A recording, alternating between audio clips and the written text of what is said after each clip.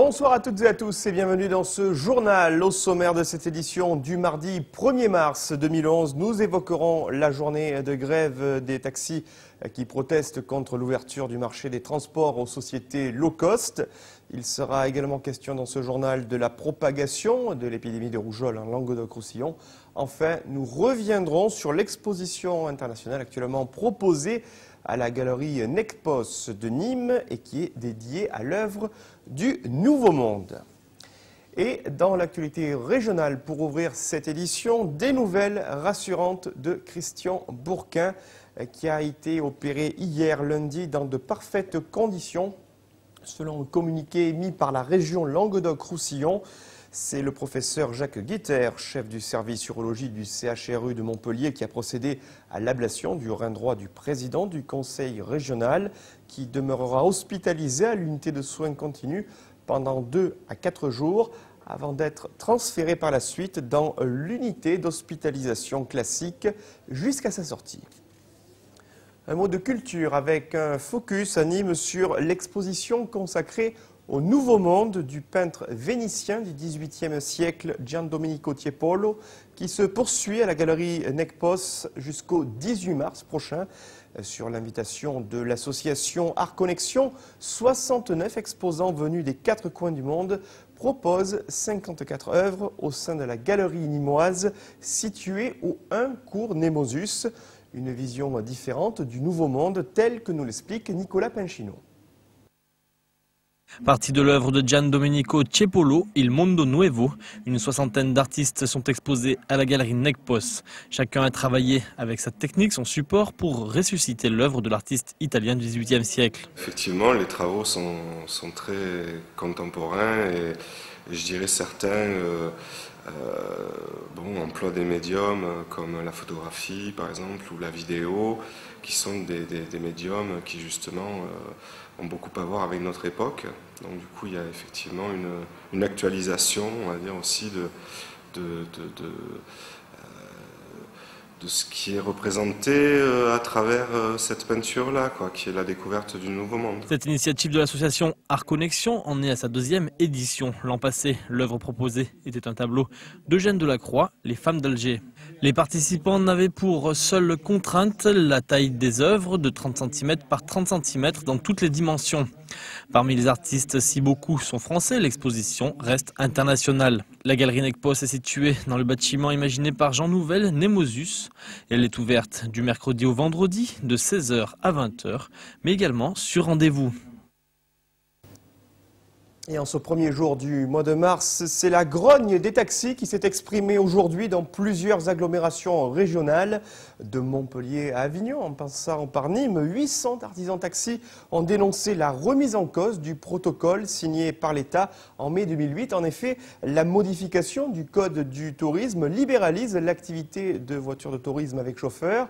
Une brèche légale dans laquelle s'est engouffrée la société low cost EasyTake, et qui est aujourd'hui considérée par les professionnels du transport de personnes comme une déréglementation amenant une concurrence déloyale. Des artisans taxis qui ont donné de la voix tout au long de la journée et qu'a suivi pour nous Jean Brun.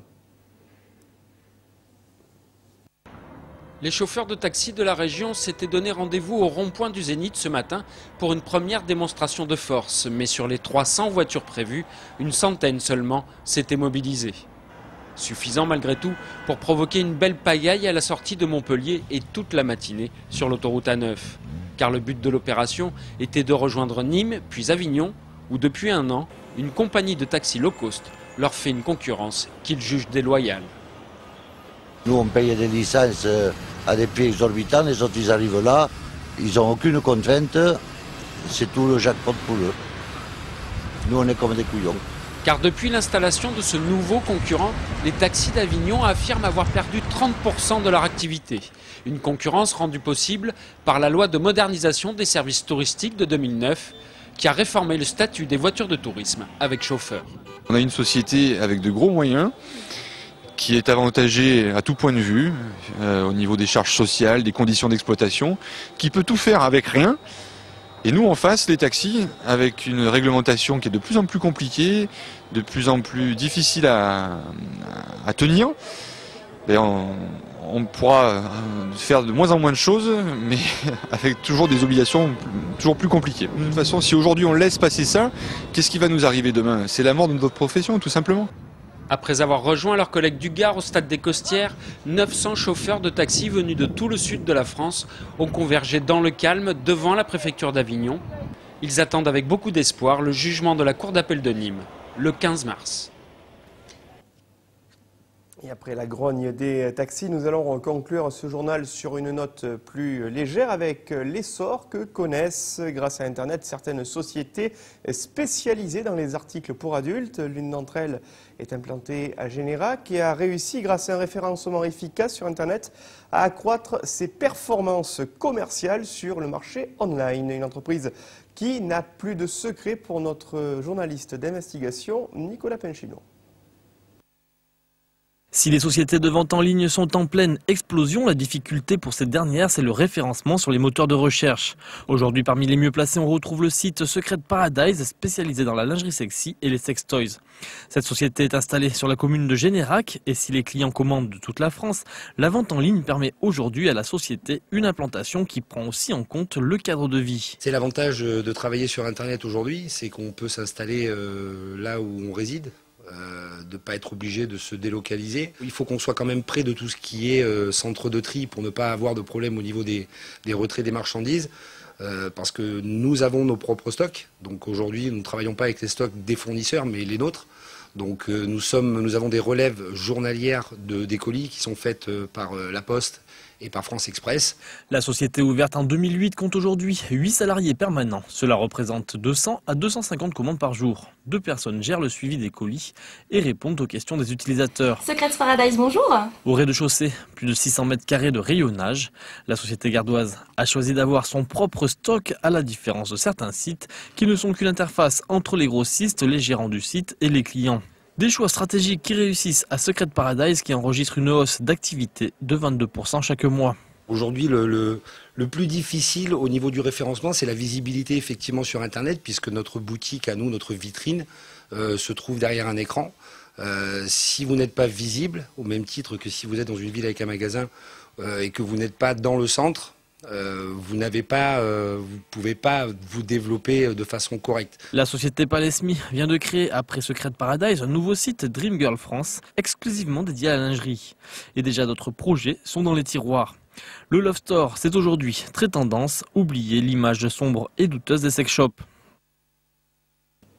Et avant de se quitter, un mot de taureau avec la tenue ce week-end. Le rappel d'une grande fiesta campère de bienfaisance aux arènes de Rodillan. Ce dimanche 6 mars à partir de 11 h, plusieurs toreros français répondront à l'appel de l'association La Clé pour une grande journée taurine dont les bénéfices serviront à aider les enfants leucémiques et atteints de cancer. Plus de détails demain soir à partir de 18 h 30 dans le cadre de votre magazine Tendido Sud. Voilà, c'est la fin de cette édition. Merci de l'avoir suivi.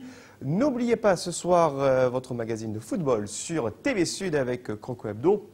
À partir de 20 h 45, vous retrouverez Patrick Champ et Olivier Martinez aux côtés de Pierre-Paul Castelli. Une émission qui sera suivie de la rencontre entre le Nîmes Olympique et Clermont Foot. Prochain rendez-vous avec l'information sur TV Sud Camargue Cévennes demain à 12 h 30 avec le flash de Marlène Laroche. D'ici là, très belle soirée sur TV Sud.